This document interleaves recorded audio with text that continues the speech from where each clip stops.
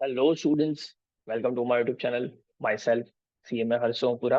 So आज के इस वीडियो के अंदर मैं S Y B com that is semester 4 के अंदर कॉन्ट्रैक्ट कॉस्टिंग जो है वो मैं स्टार्ट करने जा रहा हूँ. मतलब already we have started it और इसका एक और सम प्रैक्टिस करने के लिए मैं लेके आया हूँ.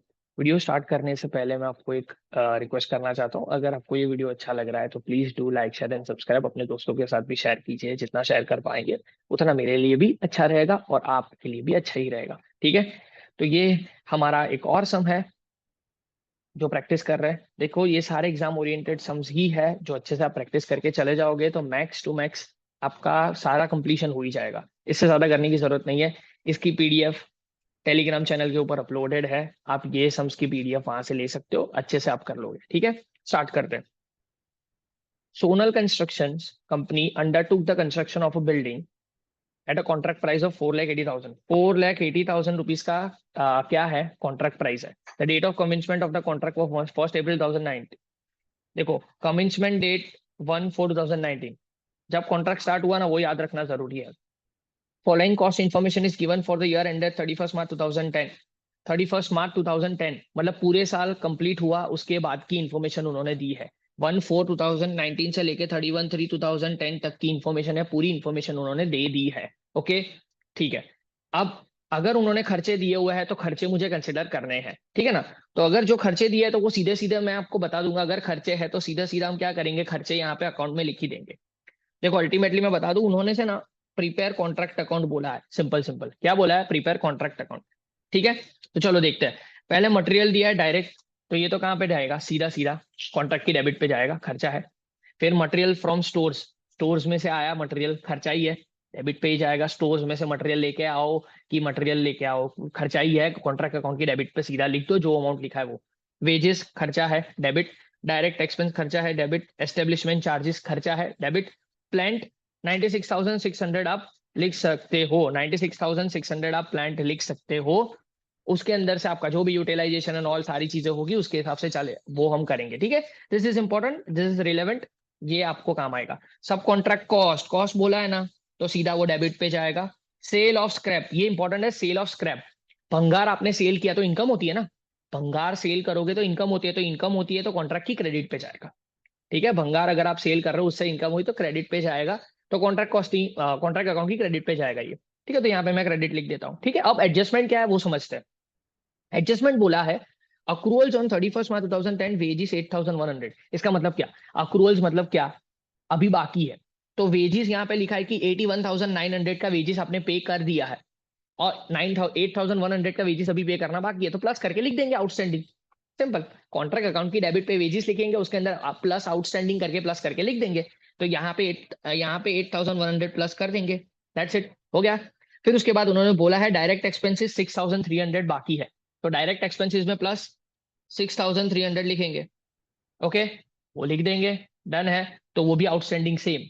फिर उसके बाद उन्होंने बोला है प्लान द कॉस्ट ऑफ. ये इंपॉर्टेंट है. ये इंपॉर्टेंट इंफॉर्मेशन है. सेकंड एडजस्टमेंट जो है वो इंपॉर्टेंट. एक बार ये अंडरस्टैंड कर लोगे ना तो आप कभी नहीं भूलोगे. क्या बोला उन्होंने. The cost of uncertified work. Uncertified work मतलब क्या वर्क अनसर्टिफाइड. वर्क अनसर्टिफाइड का कॉस्ट उन्होंने दिया है. और हमेशा ये याद रखना कि वर्क अनसर्टिफाइड हमेशा कॉस्ट के ऊपर ही होता है. वर्क अनसर्टिफाइड हमेशा कॉस्ट के ऊपर होता है. Included material 9,600 4,800 and direct expenses 3,000. ये तीनों चीज का टोटल है ना वो हमारा वर्क अनसर्टिफाइड है. उन्होंने बोल दिया कि वर्क अनसर्टिफाइड में कितना कितना खर्चा है. तो वो तीनों का टोटल कर दो. That would become your work uncertified. तो 9,600 प्लस 4,800 प्लस 3,000 करेंगे तो वर्क अनसर्टिफाइड मिल जाएगा हमें. ठीक है. Okay. Plant of 15,000 and material of 6,000 were destroyed by fire. देखो प्लांट 15,000 का डिस्ट्रॉय हो गया और मटेरियल 6,000 का डिस्ट्रॉय हो गया. देखो जब तक प्लांट में आपको एक चीज बता देता हूँ. प्लांट है ना दो टाइप के होते हैं. प्लांट होते हैं वो दो टाइप के होते हैं. यहाँ पे थोड़ा मुझे बताना पड़ेगा. यहाँ पे मैं बता देता हूँ थोड़ा इंफॉर्मेशन कि प्लांट जो होते हैं ना प्लांट प्लांट जो होता है जस्ट अ सेकेंड लैग हो रहा है जस्ट अ सेकेंड. प्लांट जो होते हैं ना वो दो टाइप के होते हैं. कितने दो टाइप के होते हैं. एक होता है स्पेशल प्लांट और एक होता है नॉर्मल वाला प्लांट. अगर कुछ ना बोला हो ना कुछ भी ना बोला हो तो आपको ये समझना है कि ये नॉर्मल वाला प्लांट है. यहाँ पे कुछ बोला है प्लांट, सिर्फ प्लांट लिखा हुआ है, तो अगर कुछ बोला नहीं है तो आपको नॉर्मल वाला प्लांट समझना है।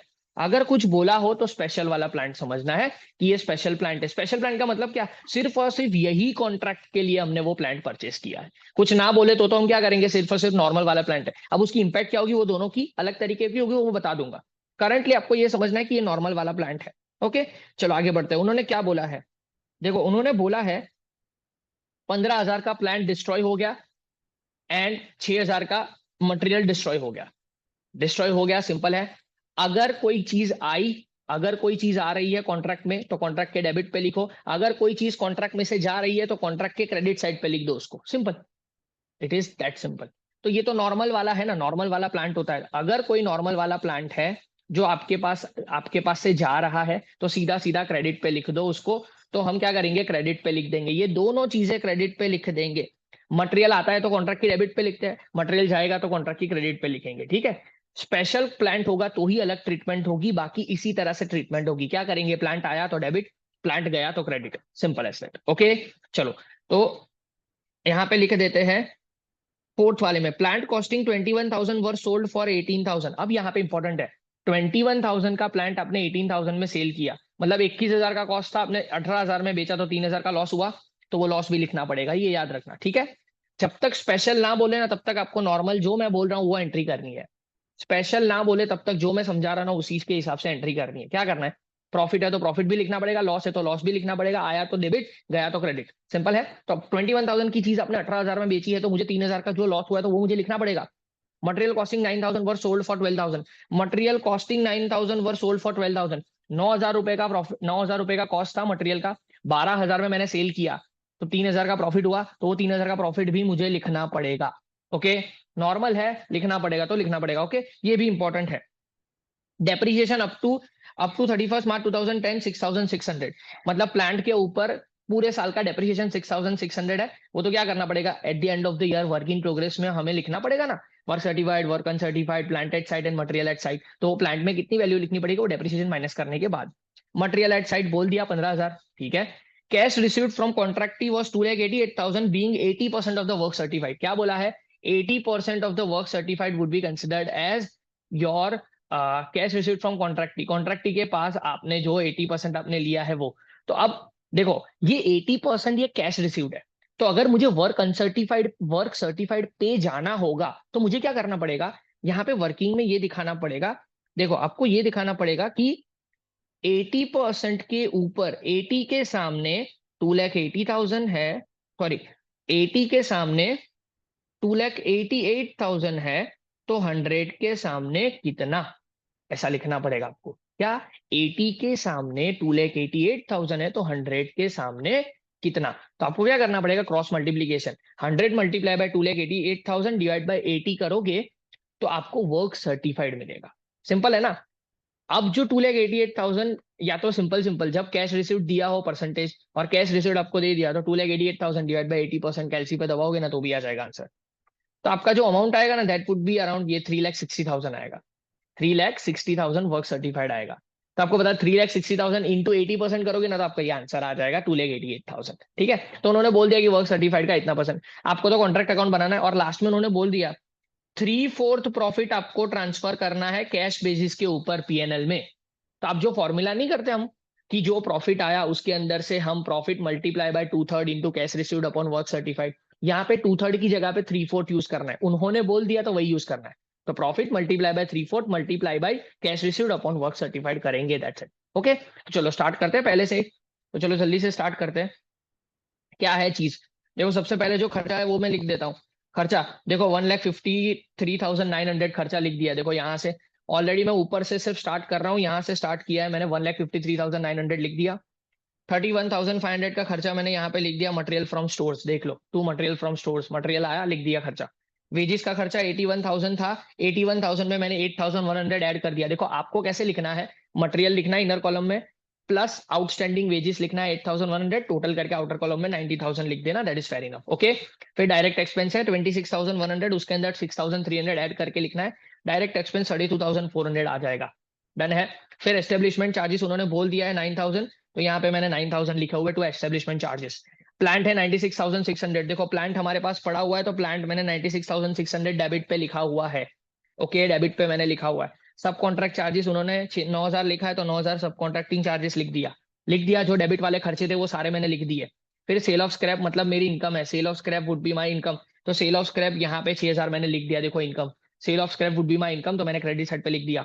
अब जो जो एडजस्टमेंट है वो करते हैं। एडजस्टमेंट, फर्स्ट वाला एडजस्टमेंट तो कंप्लीट हो गया, आउटस्टैंडिंग अप्रूवल था। वर्क अनसर्टिफाइड उन्होंने दे दिया, सामने से दे दिया, तो हमें हमें प्रीवियस वीडियो में जो मैंने सम करवाया था कि वर्क अनसर्टिफाइड कैसे फाइंड आउट करना है, वो वाला सम करने की जरूरत नहीं है। क्यों? वर्क अनसर्टिफाइड अगर सामने से दे दिया तो वही लिख देना है। अगर सामने से दे दिया कि इतना इतना खर्चा है वर्क अनसर्टिफाइड का, तो टोटल करके लिख दो। तो देखो इन तीन चीज का टोटल 9,600 प्लस 4,800 प्लस 3,000 अगर आप करोगे तो उसका टोटल आएगा 17,400, जो मैंने ऑलरेडी वर्क अनसर्टिफाइड में लिखा हुआ है 17,400, है कि नहीं? फिर अब देखो उसके नीचे लिखा हुआ है plant of 15,000 and material of 6,000 were destroyed.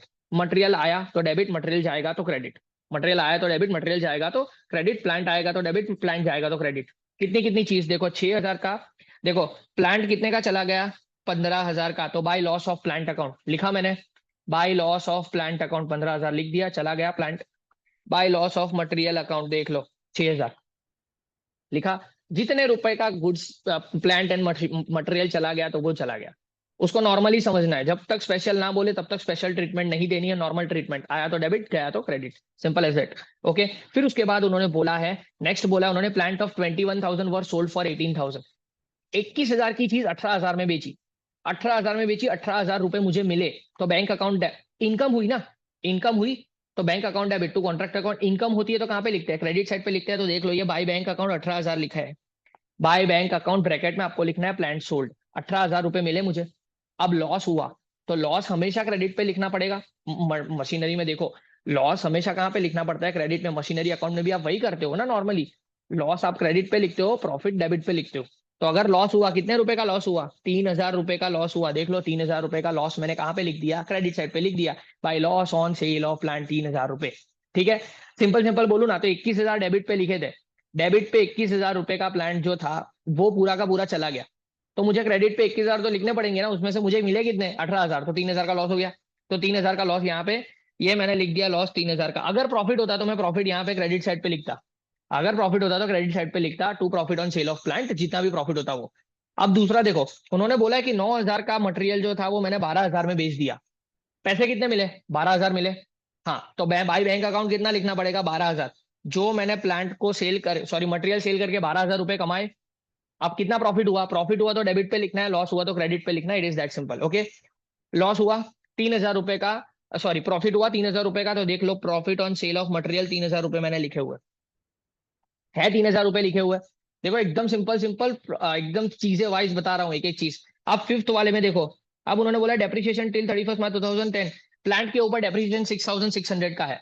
अब प्लांट बचा कितना वो हमें सोचना है, प्लांट बचा कितना वो सोचना है। हमारे पास प्लांट प्लांट था कितना, देखो यहाँ पे लिख के बता देता हूँ, हमारे पास प्लांट था कितना, प्लांट हमारे पास था 96,600 का प्लांट था, उसमें से डिस्ट्रॉय हो गया, डिस्ट्रॉय हो गया, कितना डिस्ट्रॉय हो गया, कितना डिस्ट्रॉय हो गया, एक डिस्ट्रॉय हो गया हमारा, उन्होंने बोला था ये रहा प्लांट, 15,000 का प्लांट डिस्ट्रॉय हो गया, एक 15,000 का प्लांट डिस्ट्रॉय हो गया, तो वो माइनस कर देते हैं, लेस सोल्ड, कितने कॉस्ट का प्लांट हमने सेल किया था, जो मैंने 15,000 जो डिस्ट्रॉय हुआ था वो मैंने 15,000 लिख दिए है, अभी भी बोल रहा हूँ, जस्ट अ सेकेंड, थोड़ा लैग हो रहा है। हाँ देखो 15,000 का गुड्स जो है वो मैंने आपको बताया था कि ये आपका डिस्ट्रॉय हो गया है, तो मैंने 15,000 माइनस कर दिए, सिंपल एज दैट। ये 15,000 मुझे माइनस करने ही पड़ेंगे, तो 15,000 मैंने माइनस कर दिए। फिर सोल्ड, कितने कॉस्ट का प्लांट आपने सोल्ड किया था, 21,000 का प्लांट आपने सोल्ड किया था, कितने में सेल किया वो नहीं, जितने का प्लांट था वो माइनस करना है यहाँ पे। तो कितने का प्लांट हमने सोल्ड किया था भाई, 21,000 का प्लांट मैंने सोल्ड किया था भाई, 21,000 माइनस कर दो। फिर उसके बाद डेप्रिसिएशन भी माइनस कर दो, क्यों, क्योंकि मुझे क्लोजिंग बैलेंस चाहिए ना। तो डेप्रिसिएशन कितना था, 6,600 रुपए का जो उन्होंने दिया है, यहाँ पे देख लो, ये रहा 6,600 रुपए का डेप्रिसिएशन है। तो यहाँ पे माइनस करके यहाँ पे लिख दो, 6,600 रुपए का माइनस करने के बाद आपका बैलेंस आएगा 54,000, ये आपका बैलेंस आएगा 54,000। Okay, 54,000 would be your balance, ये आपका प्लांट में लिख देना है 54,000, देख लो है। ये सिंपल सिंपल प्रोसेस से, तो जितना प्लान था उसमें से जितना चला गया वो माइनस किया और डेप्रिसिएशन माइनस किया, तो जो बचा वो मैंने लिख दिया। वही तो हम करते हैं, वही करना होता है ना, तो वही किया मैंने। तो प्लांट का लिख दिया भाई कि मेरे पास प्लांट कितना पड़ा हुआ है भाई, 54,000 का प्लांट पड़ा हुआ है, लिख दिया वो चीज। चलो उसके बाद उन्होंने बोला है कि मटेरियल एट साइट 15,000, 15,000 रुपए का मटेरियल मेरे पास पड़ा हुआ है, तो वो 15,000 लिख दो मटेरियल एट साइट।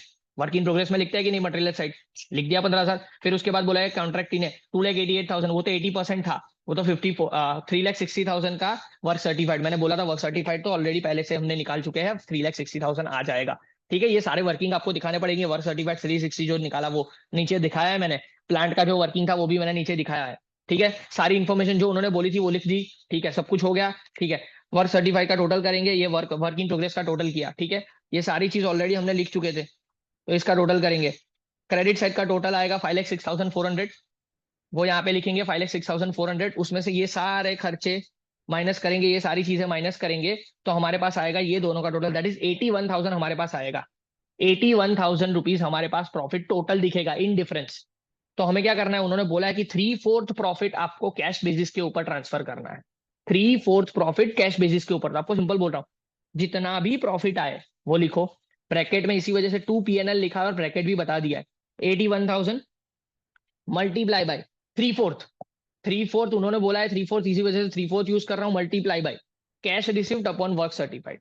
देखो मैंने 80% डायरेक्टली क्यों लिखा, कैश रिसिव्ड कितना है 288, डिवाइड बाय वर्क सर्टिफाइड कितना है 360, 80% ही हुआ ना अल्टीमेटली, 0.8 आएगा मतलब 80%, तो वही करना है अपने को। ठीक है, या तो आप work certified upon cash received upon work certified लिख दो तो भी चलेगा, या तो डायरेक्टली 80% लिख दो तो भी चलेगा, दोनों का आंसर सेम ही आएगा। तो ये 81,000 इंटू 3/4 इंटू 80%, तो आपका 48,600 आ जाएगा। और बाकी बचा जो है वो कहाँ पे डालेंगे हम, वर्क इन प्रोग्रेस में। मैंने बताया था प्रॉफिट आता है तो जितना PNL वो उसमें बाइफर्केशन होता है, जो हम प्रॉफिट कैश रिसीव के बेसिस के ऊपर जो प्रॉफिट में लेके जाते हैं वो PNL में जाता है, बाकी का वर्क इन प्रोग्रेस में जाता है। तो ये दो चीज मैंने कर दी, वर्क इन प्रोग्रेस में आ गया, that's it, this will be your sum, ये हो गया आपका सम। एक ही अकाउंट पूछा था उन्होंने, दैट्स इट। ओके, तो आई होप सो आपको ये वीडियो अच्छा लगा होगा। तो नेक्स्ट वीडियो के लिए मिलेंगे, एक और सम के साथ प्रैक्टिस करेंगे। जितना मैंने डिसाइड किया है, जितना PDF मैंने टेलीग्राम पे सेंड किया है उतने सम मैं प्रैक्टिस करवाऊंगा ही करवाऊंगा, क्योंकि ये बहुत ही इंपॉर्टेंट वाले सम है, इसको छोड़ के नहीं जाना। इतना करके जाओगे तो ऑलमोस्ट आप कॉन्फिडेंट होके ही जाओगे, ये मेरी श्योरिटी है, मेरी श्योरिटी है, मतलब हो गया काम। ठीक है, thank you so much, I will keep helping you guys this way, please keep sharing my videos, please like share and subscribe as much as possible, जितना भी आप कर सकते हो उतना करना। ठीक है, and I will keep making this kind of video जिससे आपको हेल्प होती रहे। Thank you so much and all the best for your future journey, thank you.